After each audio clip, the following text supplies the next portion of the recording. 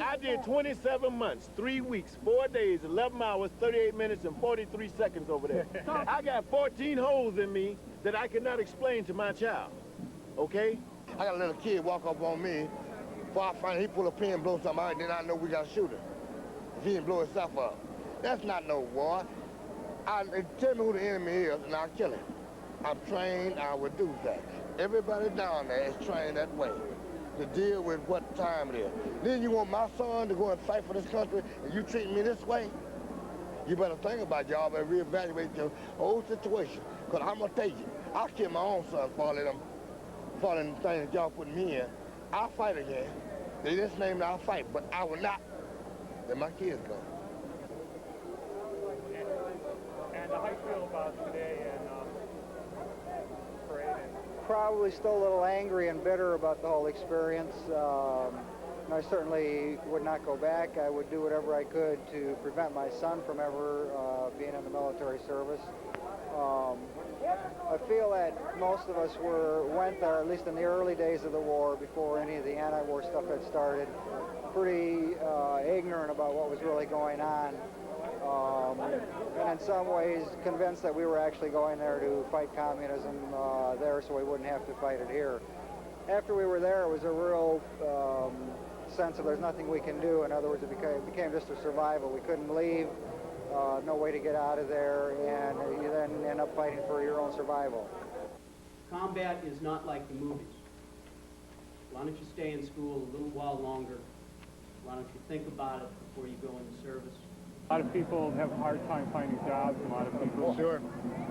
We were talking about that today, too. Yeah, that's right. I had to come straight back and go straight back to work, which did give me an opportunity to kind of adjust to the world. So as soon as I got out, I had to go back to work, and there were some adjustments that I needed to make at that time, but I wasn't allowed to because my job said, well, you can't take any time off, you got to come straight back to work. So who'd you work for at that time? For a motor company. And they wouldn't let you take any time to just... No time for me to just have a cooling out period to adjust to really a new world. Yeah. And noticed I had to come right back to work. So I came out, went right back to work, and that kind of hurt. I felt I should have had a little time to kind of adjust. But with a lot of veterans who had to go back to work, some veterans didn't have a job when they came back. So it was just kind of difficult, and I didn't adjust well.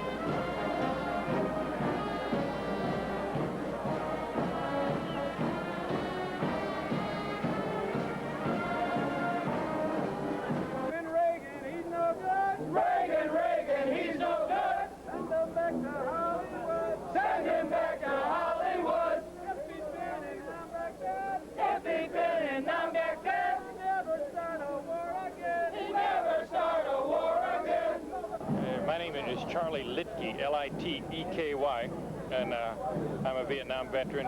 I was there for 2.5 years. Served as a Catholic chaplain there, and was morally convinced that I was doing the right thing at that time. And subsequent to that, I've learned a lot about how we were lied to in Vietnam as a result of reading the Pentagon Papers and a lot of other good books that have come out on it now, that our political leaders lied to us and our military leaders lied to us. Yeah. And we also try to draw some parallels between what's happening in Central America now and how we got involved in Vietnam. And some of us have personally taken trips down there, and within the last 8 months I've been down twice, both to Nicaragua and to El Salvador and Honduras. And I mean, What kind of parallels? well, the parallels is in many respects, it's Vietnam all over again as far as our gradual incremental buildup is concerned there, and making a military platform out of Honduras, for instance, from which we can militarily serve Guatemala, El Salvador, and Nicaragua. So what we felt is that it was just another historic form of U.S. intervention in countries which really don't pose any kind of national security threat. What do you think the reasons are for American presence in countries like Guatemala, Honduras, El Salvador, and the attempts to overtake Nicaragua? Well, I think we still regard everything in this hemisphere and on this continent as either our back or front yard, whichever way you want to put that. And historically, we've regarded this territory as our privileged own, you know. And I think what we want down there and continue to want is control over the area. You know, one of the groups that I belong to in San Francisco is called the Veteran Speakers Alliance, and one of the things that we do is go into high schools and colleges in the area and speak about our experience in Vietnam, what real war is all about, as opposed to the war being projected by like movies like Rambo, and we protested against that because it was a glorification and a total misconception of what war is really all about. Now, my name is Barry Romo. 20 years ago, I enlisted in the Army after 12 years of Catholic school. Most of you weren't alive 20 years ago when I enlisted in the Army. So what am I doing here? When I enlisted, just out of high school, and I thought I had some political awareness at the time. I'd been working on open housing starting in 1963, although I don't look at I'm Mexican-American. But I also had a deep feeling that there were a lot of problems in the world. And at that time, I subscribed to the fact that all the problems was because of the international communist conspiracy. And at that time, a war was developing in Vietnam. This Korean vet had spent a year in combat in Korea, and he told me, combat is not like the movies. Why don't you stay in school a little while longer? Why don't you think about it before you go into service? And like most people at the age of 18, I thought I knew more than him. And then I went and told my parents. My father was a World War II vet, who went in the service when he was 44 years old.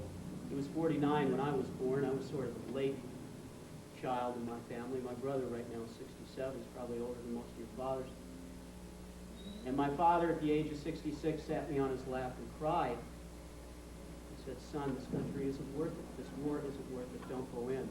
But being 18 years old and having watched television and seen all the movies, I decided I had to go into service. And so what I do now is I pay back that Marine who came to talk to me and I wouldn't listen to pay back my father for what he told me to other children in America about what the service is really about. I believed everything that Lyndon Johnson said at the time about going to Vietnam to fight for freedom and democracy. And that's what I thought would happen, that I'd be going into the service to fight for freedom and democracy. But I learned very quickly after I got in the service that what I'd been told before going in wasn't true. I hadn't been in the service more than 6 weeks when I was on a rifle range, and we were training from the beginning to go to Vietnam. At that time, the military was going from 25,000 to 125,000 to 500,000 troops.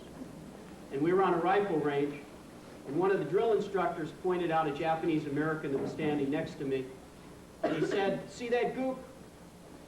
That's the same thing you're going to be fighting in Vietnam. Now, it didn't matter to that instructor that that Asian was an American. The only thing that mattered to that instructor was that that Asian was not white and that his eyes were slanted. And that's what I started to learn about the service. What they did when the service, when I was in, was play up that aspect of racism and that the Oriental didn't care about life. Well, when I went in the service and when I finally went to Vietnam, it was after a year of training. I was a 19-year-old lieutenant, which if some of you are in ROTC, you know is unusual. I was commissioned in the top of my class at Fort Benning, Georgia. Became an infantry second lieutenant at the age of 19. Spent 4 months training other troops for Vietnam. And then at the age of 19 was sent to Vietnam in 1967, where I commanded a platoon, which is about 40 men, except when we were in heavy combat, and then I might be down to 13, and eventually a company. That was before I was 21. But I discovered that, one, we didn't care about the people we were supposed to fight for. Now, I thought I was going over for freedom and democracy. But what I learned was that if you killed a Vietnamese child, and the parents could prove that they weren't Viet Cong, and it was an accident, you would pay the parents of that child the equivalent of $60, which is about 690 piastres, which meant that that child's life was worth $60. Now, if you killed a father who ran the place, you know, and had to feed all of his children, they would pay the family $120, or the equivalent. And while I was running around the jungles of Vietnam, because I spent all of my time in the jungles, and it isn't like Rambo, believe me.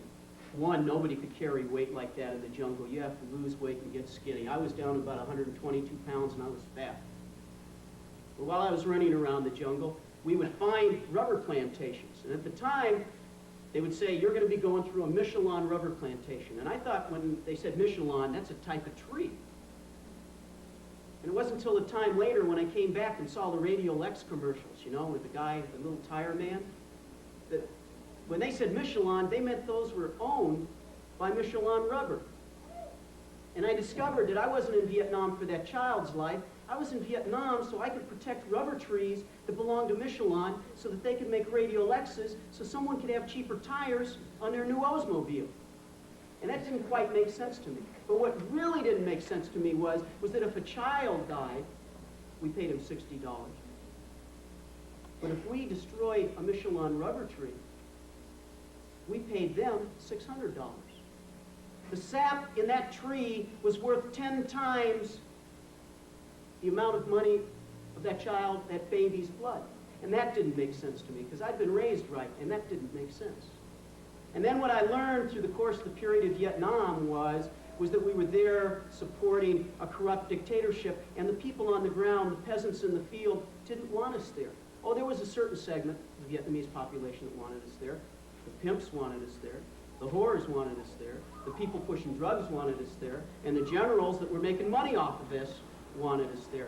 But that average peasant that was out in the fields day in and day out trying to raise his family and scrape up an existence did not want us there. And I came home, and I lived. My nephew wasn't so lucky. My nephew is a wonderful person. He's only 1 month younger than me. As I said, my brother's 67, and so his oldest boy, he was a World War II vet, was a boy named Bob. And he got drafted, and he was special to the service, too, because he couldn't pass the mental test. But see, they don't like to send rich people off to fight wars. I mean, maybe if you're going to sit back in Washington or the Pentagon, that's okay. But my nephew was unfortunate, and he was Mexican-American, and he wasn't quite as smart as other people who were going on to college. So they came up with a special program called Project 100,000. This was special by Johnson and by McNamara, where they took 100,000 kids a year who couldn't pass mental and physical tests, and they drafted them in the service, and they sent them to Vietnam as infantrymen. And they said they were doing them a favor because they would get job training. And my nephew should not have been in the field because he was a wonderful kid, but he just should not have been in the field. And he got killed during the Tet Offensive in 1968. A North Vietnamese soldier, shot him through the throat, and he drowned in his own blood. 2 days later, we were able to recover the body, but it was too bloated after 2 days in the jungle in the sun, so we had to bring the body back closed casket. So I came home at that time, and because I only had 45 days left in country, I didn't have to go back. So I got a free ticket on my nephew's life. During the course of that time, I was promoted. I became a staff officer for a period of time, got 2 Bronze Stars for valor, and I came back to the States, and I trained 900 more good Americans, 50% of whom were black, 20% of whom were Chicano or Puerto Rican, and sent them off to Vietnam. And then I got out of the service. And it didn't sit right with me. And at that time, I joined an organization, a group that I still belong to, that I helped found, called Vietnam Vets Against the War. And the funny thing is that VVAW is the oldest Vietnam Vets organization in the country. 1967 it started on the East Coast. The other thing funny about it is while in Vietnam, only 10% of the troops were combat, 75% of Vietnam Vets Against the War was combat. And we grew until we had over 50,000 members, and also are the largest of the Vietnam vet organizations. And I discovered something on coming back and working against the war and talking to high schools starting back in 1970. The other thing was I was watching my friends around me die as they came home, and we discovered something. We discovered that while we were in Vietnam, the U.S. government discovered and used something called Agent Orange, which is a defoliant. And this defoliant has something in it called dioxin. And dioxin is the most deadly thing known to man. The only thing more deadly than dioxin is botulism. It takes 3 parts per trillion, 3 parts out of a trillion to kill you. This thing is a carcinogen. It causes cancer. It alters your chromosomes, makes you have birth defects. And we discovered in 1971 that the Vietnamese, both our friends and our quote enemy, were starting to have a rate of deformities and birth defects among their children that was 6% of the total birth rate, which is unheard of. And the United States, through worldwide pressure, was forced to stop using it in Vietnam. But one thing that we didn't know was happening, and that was that it had affected men who had served in the field in Vietnam. So at this point, what Vietnam vets have discovered is that if they weren't killed in Vietnam, they have the good chance of possibly coming home and still dying from service in Vietnam. And the government loves us so much, the government of Ronald Reagan and the government of Carter, that the only thing you can get from the federal government if you've got Agent Orange poisoning is a small disability check if you have chloracne.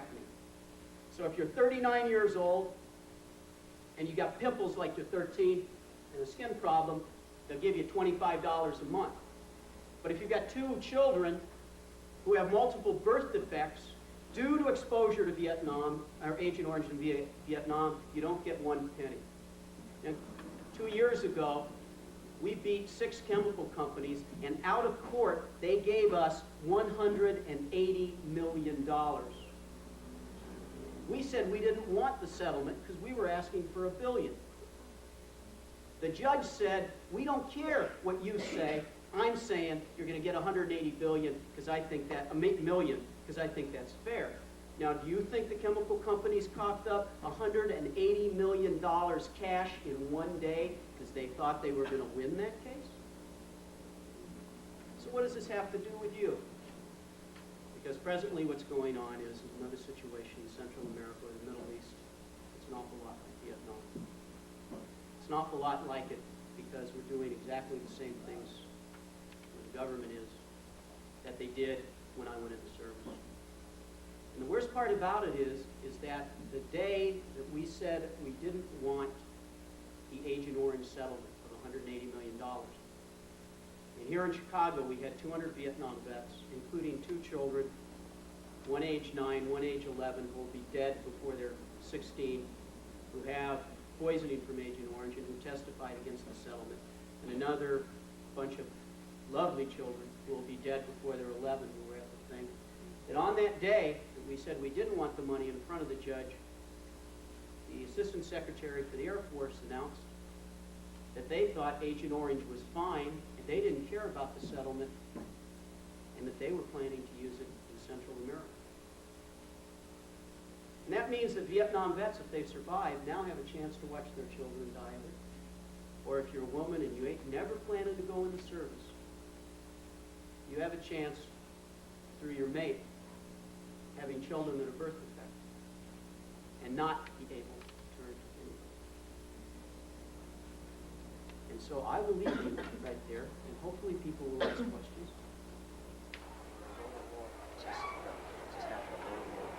For probably laws like would you take that credit again and go back to the service? If we were to go to war in Libya or Central America, I would be throwing my medals away and opposing it, because we have no business messing with people there. The United States is killing more people by supporting the Contras in Central America than Gaddafi and every other terrorist in the Middle East has ever thought of killing. We average 8,000 a year in Central America with your money.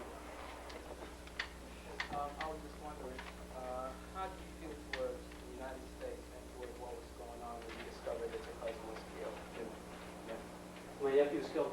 One, I'd been in the jungle straight for 10 months. And I was walking down a hill, and my platoon sergeant got blown up.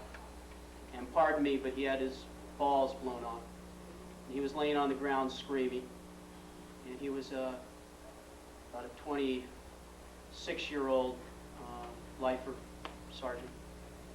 And that meant, of course, nothing for him in the future.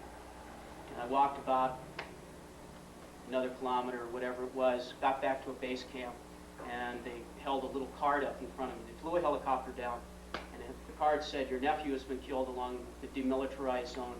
Your brother wants you to escort the body." I went crazy. I didn't become physical. Sat in the helicopter, they flew me to the rear area, and I tried to extend in Vietnam because I had to go kill somebody. I had to get released. Not go home, I wanted to extend. And I had some very dear friends who came and threatened to break my fingers. And they were serious. And they'd been killing people for a year, so I knew they'd breaking my fingers wasn't shit. And they said, "You aren't thinking right. And when you get home, after you have that second hamburger, that third chocolate shake, and about that ninth beer, you're going to be glad you're not here in this jungle." And it didn't even take that long. And I was back in the States less than 24 hours. That evening, I was in Oakland at the Army terminal picking up my nephew's dead body. And I didn't think for a while. I couldn't think. So you don't think when you're in combat. You don't have that kind of choice. They show you in the movies. You're always thinking. The brave sergeant sitting there thinking about what he's going to do. If you thought about what you're going to do, you'd have the top of your head blown off. You react. And I don't care how good you are, that doesn't stop you from stepping on a mine, and it doesn't stop somebody who's standing on a hill who's going to shoot you with a sniper weapon from killing you. Combat is 50% luck and 50% reaction. Despite all the stuff in the movies, despite all the stuff around training. And so after a year of learning how to react, I was on automatic. And when I finally could admit to it, it was very hard for me, because it was real hard to admit that my nephew died for nothing. It was real hard to admit that the people I was in a unit with, and I'll tell you, I loved the people I was in my platoon with in Vietnam more than I loved my mother, my father, than anybody. I can't explain it. We lived together 24 hours a day, 7 days a week in jungles and getting shot at and saving each other's life. And there wasn't such a thing as color, and there wasn't such a thing as nationality, and there wasn't such a thing as discrimination. People really did die for each other. And what really hit me was that all those guys I'd been close to had died so someone else could make a buck. And then the second thing that bothered me is that I had killed other human beings so someone could make a buck. And that's the thing about going in the service, even if you think you're brave, as most people are, especially when you're 18. Shit, I'm 50. I turn into a coward more and more every year. 18, I was the bravest, now 17. 39, shit, I can run. But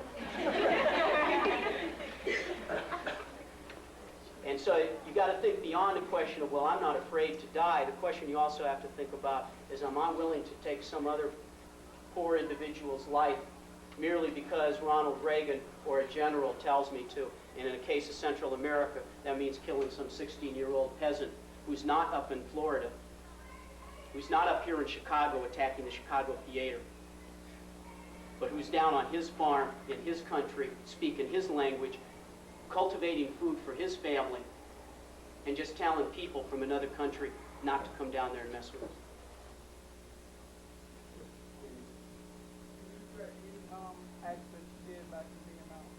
Do I regret any act like killing and going in there? Yes, absolutely, absolutely. Because again, it's one thing if you have to commit a terrible act. It's one thing to commit an accident. It's one thing someone's attacking your mom and you're defending your mother and you go to shoot the attacker and it bounces off the wall and hits an innocent person. We didn't mean to hurt that person. The problem in Vietnam was we meant to hurt them for the wrong reason. Now, I can't take the personal blame on myself. I don't bear the weight, the burden of the world, because I knew they took me at 18 and pumped me through a John Wayne like they're trying to pump you full of Chuck Norris and Rambo and every other asshole in the world, who, when they were my age, weren't in the service. But they're trying to pump you that same way. They pumped me, and I bought a line. At the age of 18, I thought the president wouldn't lie to me. Congress wouldn't lie. TV wouldn't lie. And then I got in the service. I traded my drill instructor for my wrestling coach. It's natural. And physical, like physical stuff. Was attracted by the whole situation. And plus, I made rank quick. I really made rank very quick. Wasn't until a few years ago I made the amount of money that I was making when I was 19 years old in terms of buying power. And so a lot of things were going on. And again, that's why I talk to people, because I can't make life decisions for anybody, but I can at least hopefully have people think about what's going on. And I do regret a lot. I remember the first man I killed, and I'll never forget it.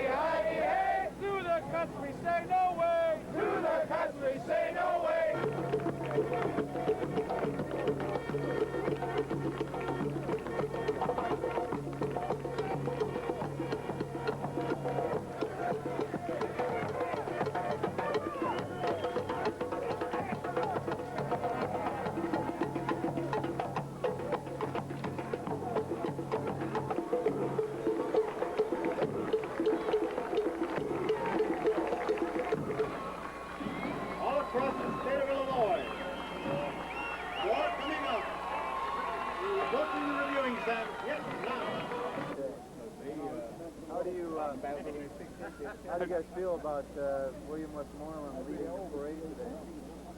Without using four-letter words. I answer that question first. I think he shouldn't have been here, We could did it better on our own, No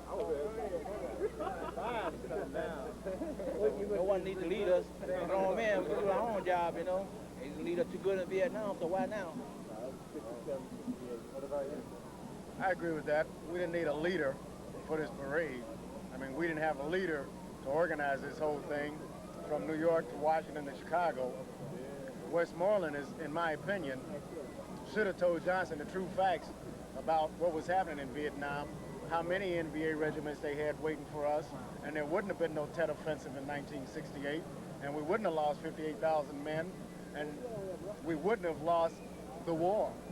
Oh, seems you've gotten a very warm greeting from the veterans here today. Any men in this Well, they're friends of mine, after all. We were comrades in arms, not fought for the war, and we're proud of our participation. How do you feel about him marching in this parade, and how do some of the vets feel? My initial reaction was that I didn't want to march in the same parade he was in. You know, if it weren't for the fact that we're marching specifically with the Vietnam veterans against the war, I would probably not be here today.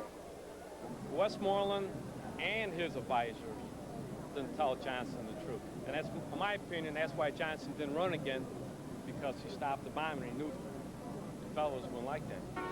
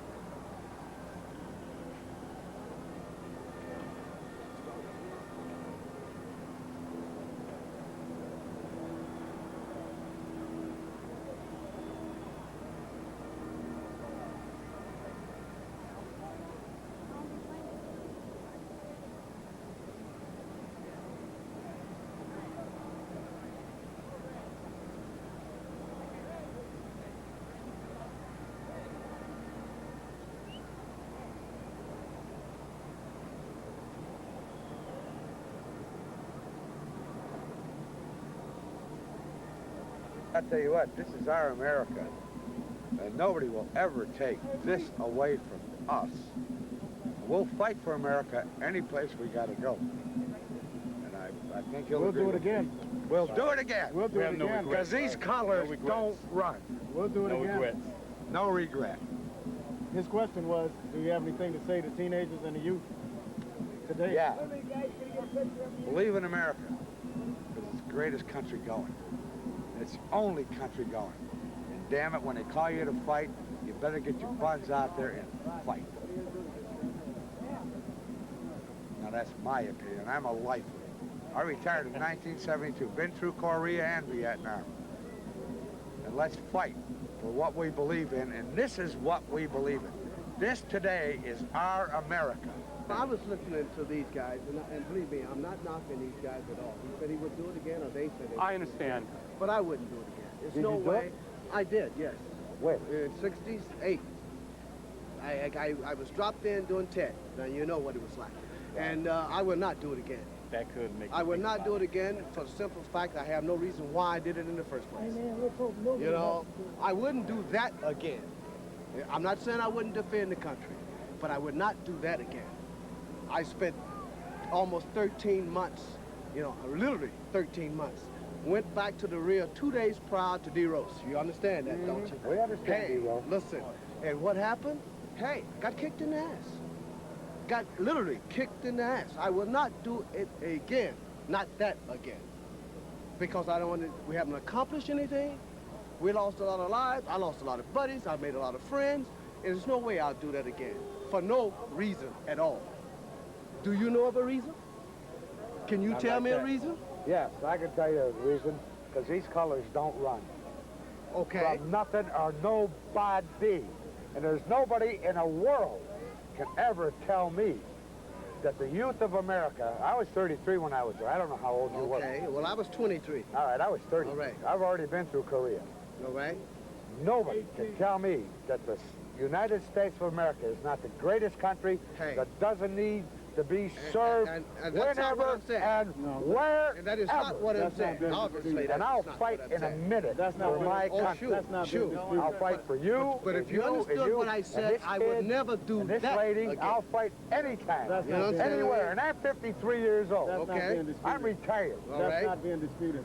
Damn it, I love America. And today, Chicago told us and told the nation that, damn it, us Vietnam veterans are the greatest. I think it was a great tribute. We're the greatest. I think it was a great tribute today to the Vietnam vet. But I say again, I will not do that again. What I did in 67 and 68. I'll do it in 66. I will not do it again. I'll do it in 51 I will not. and 52. I will not. And I wouldn't go to I crawled on my belly day and night. I walked miles and miles. I did a lot. I saw my buddies get blown away. I did a lot of things. But I won't do that again The minute with my the outcome. president, my commander-in-chief says, hey, this is what you got to do, I'm going to do it. I won't do it again. I will not I'm an ex-Marine. My name's Rick Pacito. I served 2 tours in Vietnam, 67, 68, and 69. I was a Quezon in 68. And What's Quezon like? Okay then. Tell them about it. Tell them about it. Huh? I'd rather not talk about that. Okay, but as far as the position being discussed today, there's a whole lot of Vietnam veterans that are here today that found out when they came home that by and large we were the poor people of America, killing other poor people in another country, and the kind of position we were in Vietnam that we did not know about at the time is the same kind of position that's being formulated by the Reagan administration in Central America. Most of the guys that were out here today, the combat veterans, would not volunteer to go to Nicaragua to kill other poor people. We got no threat from Nicaragua, and this is the way the administration is going with it. Vietnam veterans have been exploited and used and abused for all these years. We have not had a credible voice because we were not waving the flag, and we do love the country. We do love the country, but this country is in distress right now, and a lot of us believe that. The sadness that we have and we express when we come to the wall is that all these guys, all these very young guys, very dead, young human beings were victim of a policy set here in our country, undermined by our own politicians, and once we were used up, we were discarded. Ask the guys about the Veterans Administration and what kind of quality care we're getting now, and we'll just take a closet poll. Any of you guys happy with the care you got when you got home? No. What care? Any of you guys like to sign up to go to Nicaragua to kill Nicaraguans? No. No way. How come you don't hear that on TV then? Because the few veterans, yeah, we're not from a television. the few veterans, the few veterans that do have a voice are those that lend credence to the Reagan administration and his views, because it's expedient. The young kids that are growing up now that don't hate us, that don't want to throw things at us, these kids over here don't understand the Vietnam experience, that the history is being changed as we stand here now, and to a lot of people, this thing is going to be seen as another recruitment effort. And that is not why I participated. I participated to be with my brothers in arms for one more time. Right on. Right on. Put it in. You know it, man. You know it. Absolutely. No way, no how would I go to Nicaragua for this country, period. That's right. No way, no how, That's right. because Vietnam was a big farce. It was a big farce, man. More money was changed hands, more lives was lost. For who? For who? For who? I told my brother when I got home from Vietnam, I'd rather go to Canada, and I would support him in Canada than to see him go to Vietnam. More money, they blew up ammunition that some guys could have used while other guys had too much of. Man, it was a big sham. Big sham, I'm telling you. I got decorated over there, but I didn't give a fuck. All I wanted to do was live and get back home. That's all. You come home, people treat you like shit. Excuse me for cursing, but I'm telling you how it was. That you say you're from Vietnam, everybody look at you like you're a leper. Crazy. You know what I mean? Hey, I did not volunteer to go to Vietnam. I was drafted. My father was in World War II. He said, hey, I serve. This is your country. You serve. I said, okay, Dad, I serve. I go in with pride. I come out with shame because I felt that my country shamed me. I didn't shame my country. I went in with the righteous heart. I said, okay, America, sure, it's not straight, but no country is totally straight. I love my country. I love my people in my country. This is the best country in the world, but we got screwed in Vietnam. I'm telling you how it is. Right. That's a fact. That's a fact. We got screwed. We got screwed. We finally made it home. This is the best thing that happened to us since Vietnam for the guys to come home right here in Chicago today. This is the best thing that happened to us. We got shammed. I'm telling you, we got shammed. We had to take pride in ourselves, and then what? 15 years later, here come the country behind us taking pride? God damn, shit. You should have took pride of us for just going over there. I was there from 66 through 68, and I was sprayed with Agent Orange. I was sprayed with any other kind of defoliant that they had. And I haven't been, when I go to the VA, anybody else can walk in there and be taken care of except for a Vietnam vet. When it comes to jobs, as soon as you put on that application that you are a Vietnam vet, you have a problem. You got a mental problem. Yeah, see, when we come home, we were stereotyped. Yeah. Everyone was mentally incompetent or they were a drug fiend. Thank you. And there's 50 million guys out here right now who can tell them that they're a damn lie. That's right. Here's one right here. Because each and every one of us are out here walking. I got my associates and I got my bachelor's. I'll be finishing up next week college. With honors, you hear me? But we're all crazy. We went to Vietnam. Hey, I did not volunteer for this. That's the point I'm trying to get at. And then you got to come home and get kicked in the ass? Hey, that's not right. That's not right. But that's how the country feels about us. That's right. Look at all your veterans. Look at all of them over on the wall crying. Look at that. Just look at the wall. You got over 50,000 men and women on that wall that has died for what? In vain. Richard Nixon, like prior to 1971, tried to say that all Vietnam vets supported the war in Vietnam. And in fact, the right wing used to bring people like General Westmoreland to speak across the country, or Congressional Medal of Honor winners to give raps about what the war was about. In 1971, Vietnam Vets Against the War got 2,000 Vietnam vets, and we marched on Washington, D.C., and we threw our medals away. Took medals won in Vietnam and threw them back at the government. We said the medals weren't worth anything, and that the only thing they could do for us was end the war so that no more of our brothers died in Indochina. That is when you can trace the movies. That's when you can trace the attacks on Vietnam vets. And it was a political mover. Because what happened was the right wing of this country had to discredit veterans, Vietnam veterans. During Vietnam, there was not one group of right-wing Vietnam vets that fought to keep the war going. The Committee to Re-elect the President and Richard Nixon spent over $1 million trying to develop an organization called Vietnam Vets for a Just and Lasting Peace in Vietnam. With $1 million in the Republican Party, they got 6 members. They had 6, we had 50,000. The first movie to portray Vietnam vets as drug-crazed killers and that, it's nuts, occurred in 1972.